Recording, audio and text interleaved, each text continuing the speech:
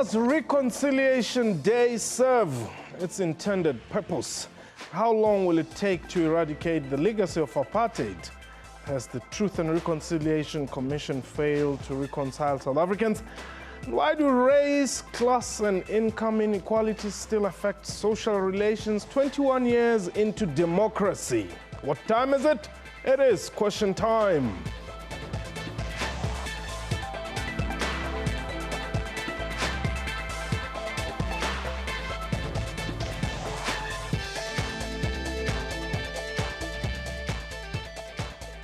Welcome to Question Time. My name is Mpho Seidu. Today marks the celebration of the National Reconciliation Day here in South Africa. This year's theme is Bridging the Divide, Building a Common South African Nationhood Towards a National Development State. The festivities coincide with a survey by the Institute for Justice and Reconciliation indicating that 2 out of 3 South Africans do not trust one another across racial lines. The report also found that South Africans generally only seem to mix in spaces which have to be shared by law. These include workplaces, shops, and educational institutions. Today we ask, will the country ever achieve total unity and reconciliation? A reminder that this is a live program, and therefore you can call us and air your views. The numbers to dial 089-110-4210. You can also tweet us. Our Twitter handle @QuestionTime24. My guest today, Marjorie Jobson. She is no stranger here at Question Time. She's the National Director at Kulumani Support Group. And at C Point, we're joined by Stan Henkerman, who's Head of Building an Inclusive Society at the Institute for Justice and Reconciliation. And from our studios in Tshwane, Father Smangaliso Mkhatshwa is the chairperson of the Moral Regeneration Movement. Now, let me welcome you all. Thank you, Mpho. Thank you very much. Thank you very much, Mpho. Now, Dr. Mkhatshwa, let me start with you here. 2 out of 3 South Africans do not trust one another across racial lines. That's bad.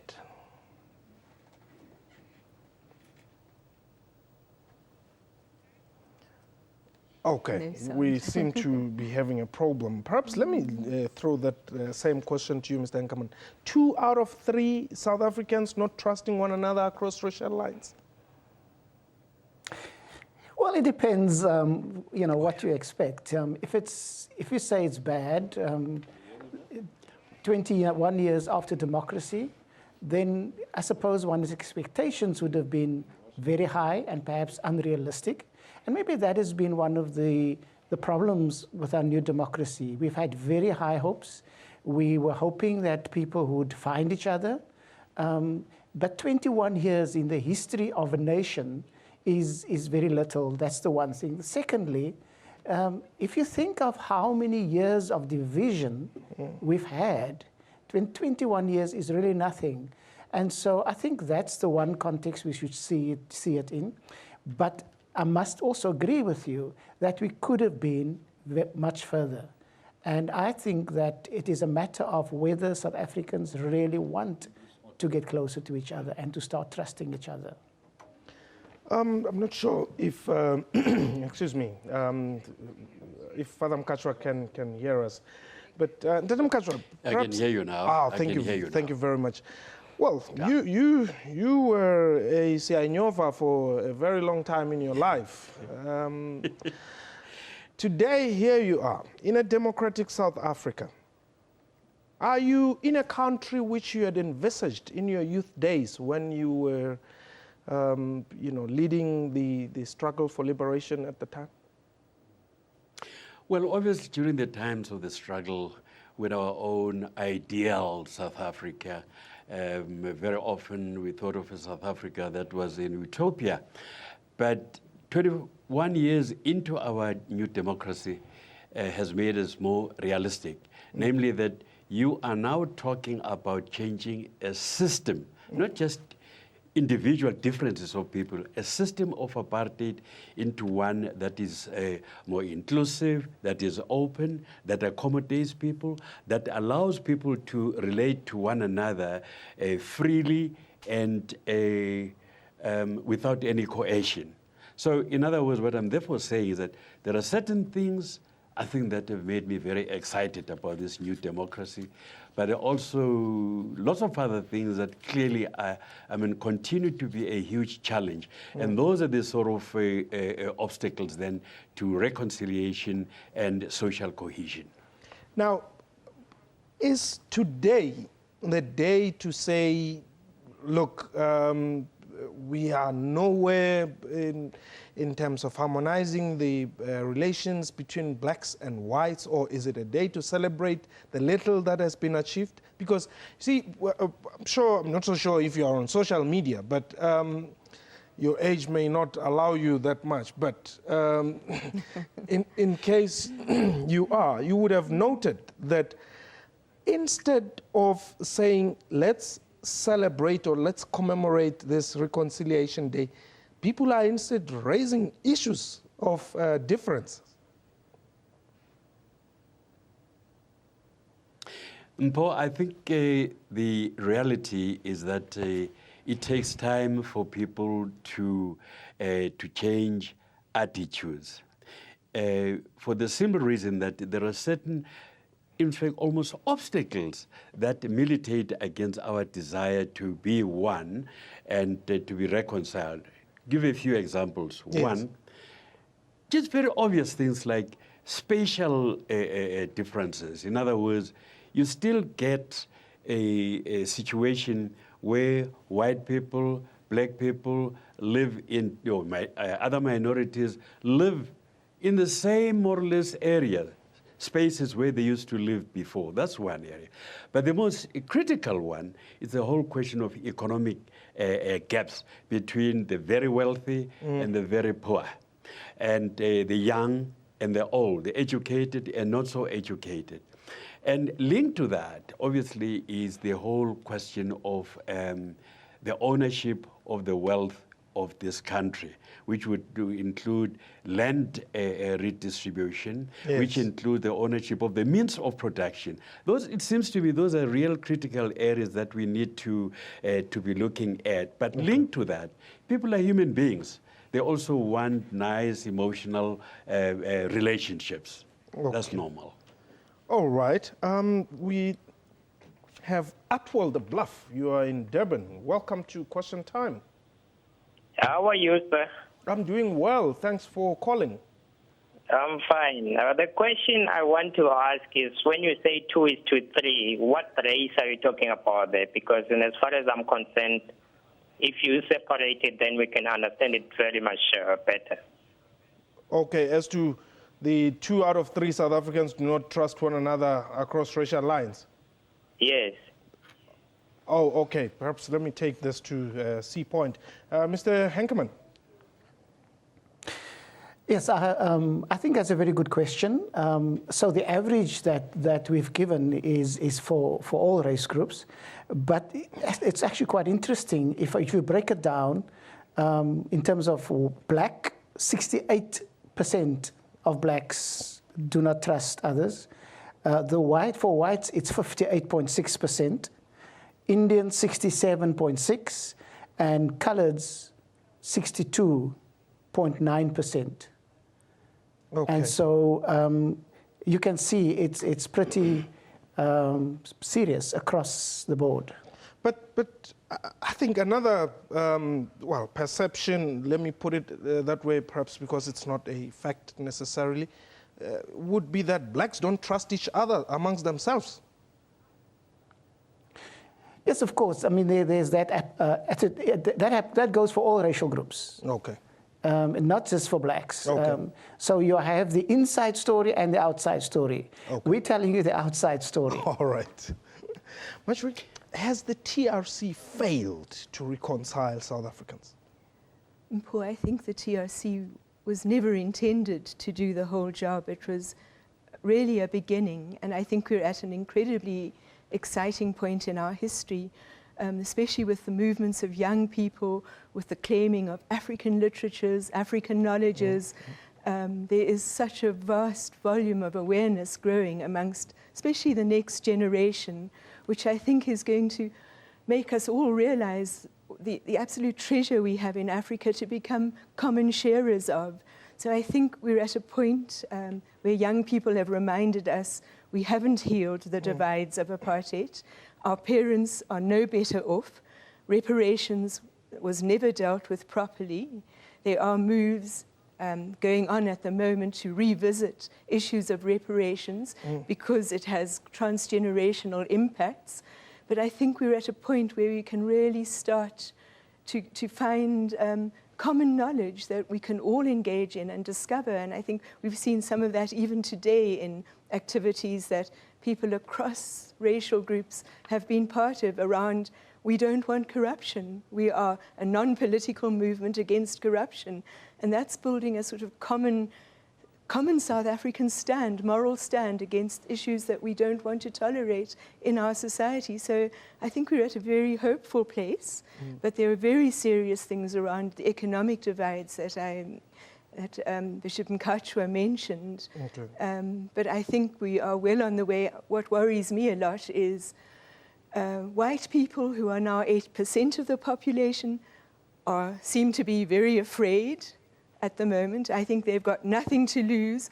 I think the whole process is one of claiming all of our identities to contribute to this incredible, rich country. So I'm hoping that, and I think I'm seeing it in the next generation, young people crossing those divides. I mean, the big problem, Kulumani members largely are in the most economically disadvantaged situations, with no spare resources to travel into spaces to be part of these activities. But I think with the new thinking that we're aware of in government, that we cannot, perpetuate these divides, there has to be change. I know some in the business sector, people are calling for economic codesas. Okay. And I think we're at the point of making new things happen in this country. So do these black people that you represent in Kulumani trust you? I can tell you that they stand up for me in all sorts of forums. And I think for me, it's always been an experience. I've lived most of my life. I'm a medical doctor.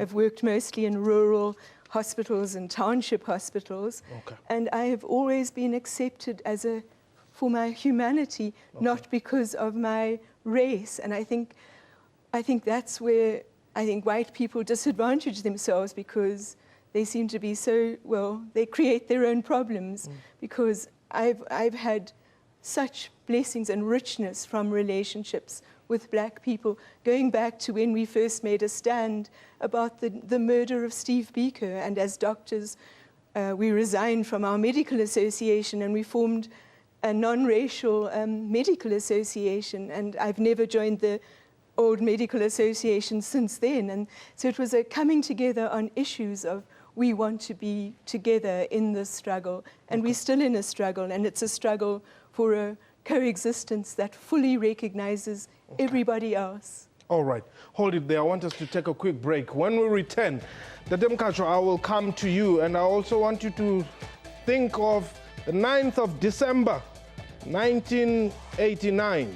You and I were at Wits attending something called the Conference for a Democratic Future. I want us to talk about that. This is question time.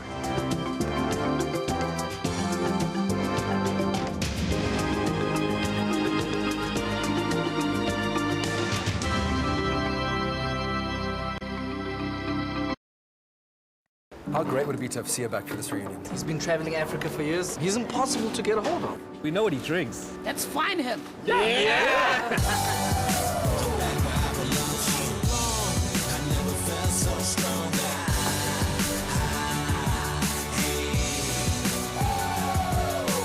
You think it worked?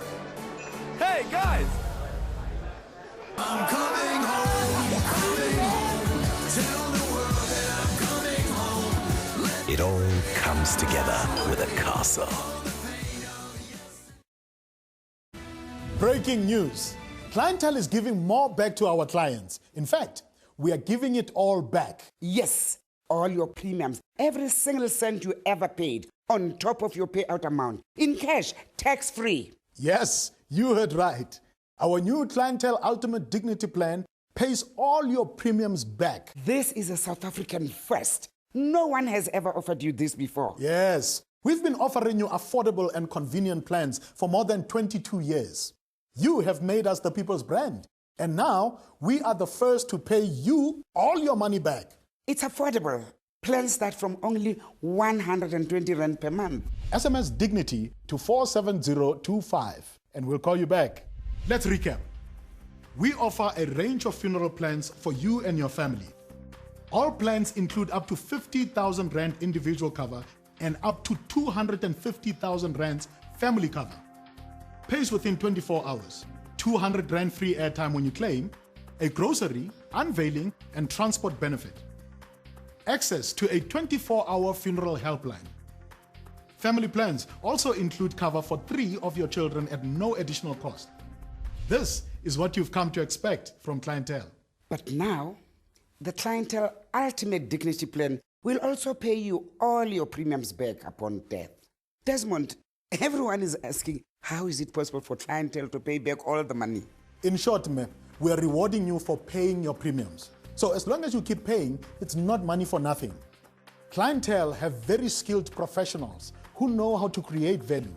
This is why we're able to pay all your money back. The Clientele Ultimate Dignity Plan. The only funeral plan that pays you everything back.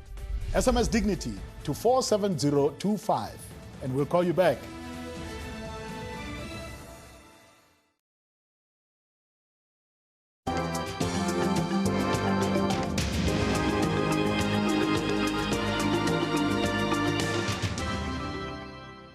Welcome back. You're still watching Question Time. My guest today, Marjorie Jobson. She's the National Director at Kulumani Support Group.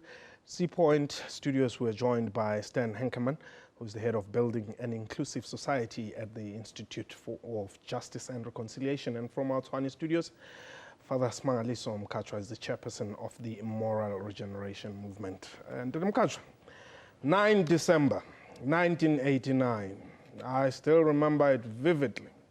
We thought we were shaping a better South Africa at that Conference for a Democratic Future.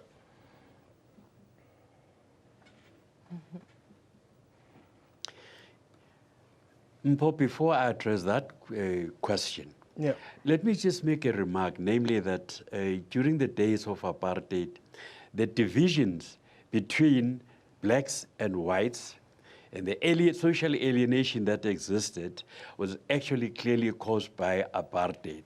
And I think that was very, very clear to everybody. Here were these whites who came from Europe, or their ancestors came from Europe. They grabbed our land, they grabbed the political power, they enslaved us, and all the rest of it. It was very, very, very clear. Separate institutions and what have you.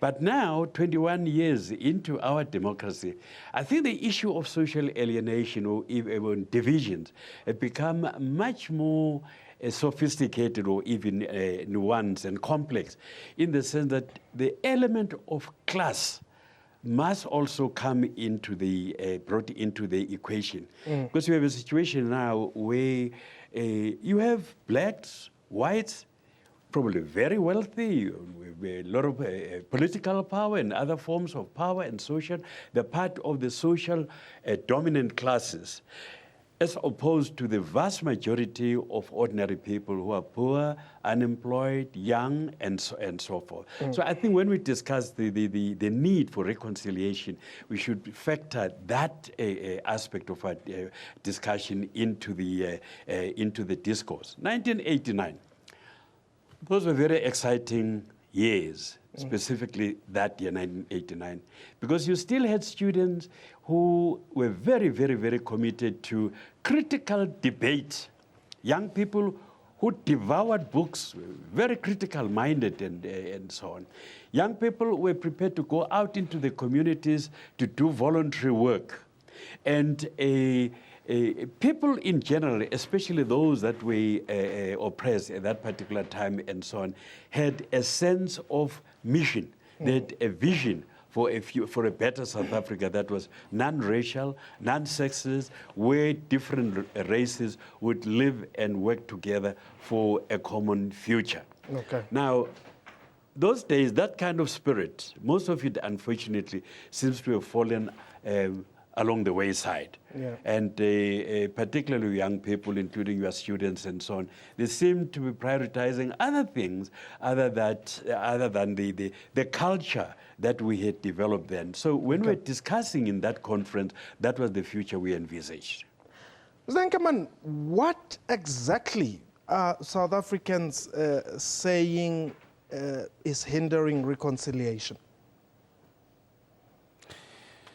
The overwhelming answer for that is poverty and inequality, and especially from black people. Yes.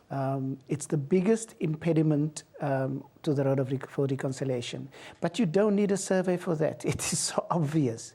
The divide in our country is so big, and that also affects other aspects. It affects the relationships. For instance, if you're in a higher income bracket, you're more likely to socialize with people from other racial groups. And it is the people who are at the lower economic scale who hardly have contact with people of other racial groups.